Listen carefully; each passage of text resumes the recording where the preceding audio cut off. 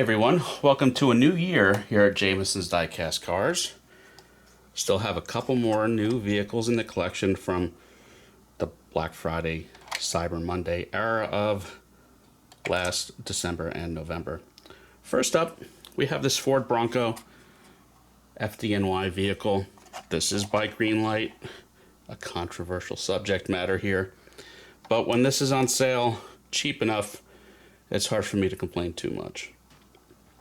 So here we go. This is diecast. I call it semi-opening. The doors, of course, open. There is no carpeting on the inside. It's fairly limited in terms of detail. I'd say this is a value price diecast, but retails about $79, $89, which is a little bit much if you ask me. But you do have opening doors, and of course, it is diecast. The canopy, I guess you'd call that, comes off. The rear seat folds a little bit, and the rear hatch does open as shown. So there you go. That's about as much as it opens. There's no underhood detail.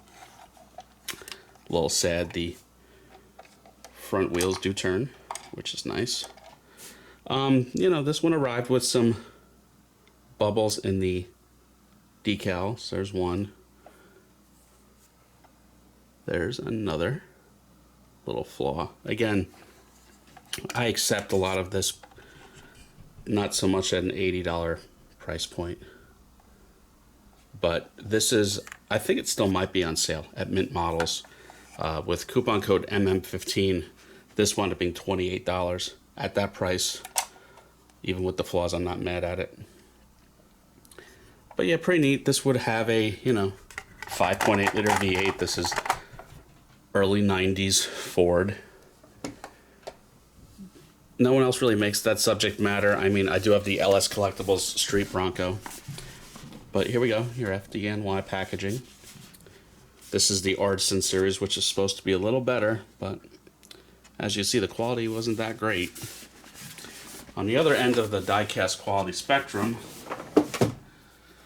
also from Mint Models, was this Almost Real as the brand, which in many ways is like the modern auto art to me. This is a Land Rover Defender 110. 110 is in reference to the wheelbase, 110 inches.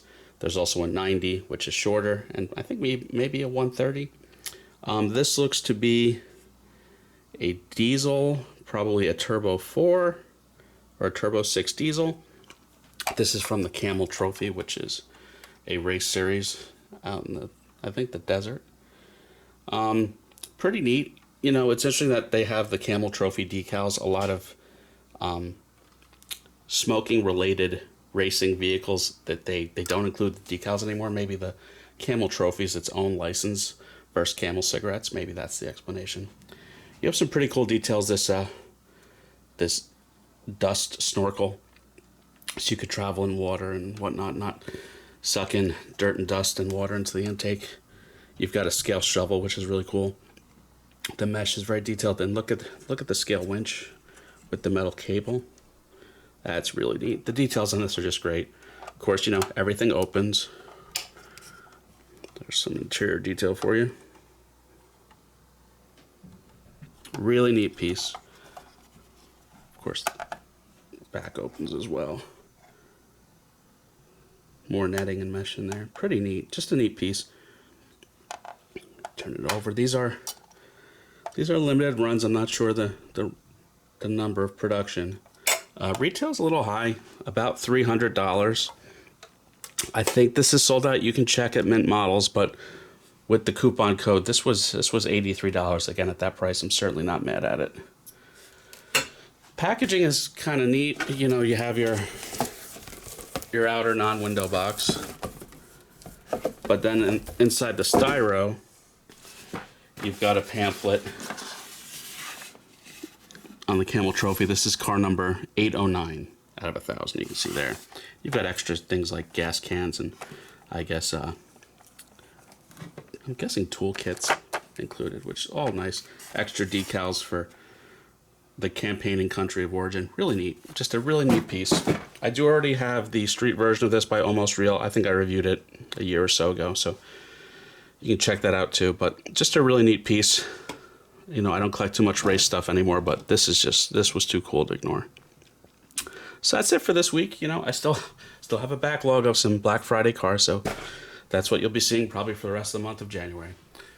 So that's it. Everyone have a good one. Have a good new year. Please like and subscribe.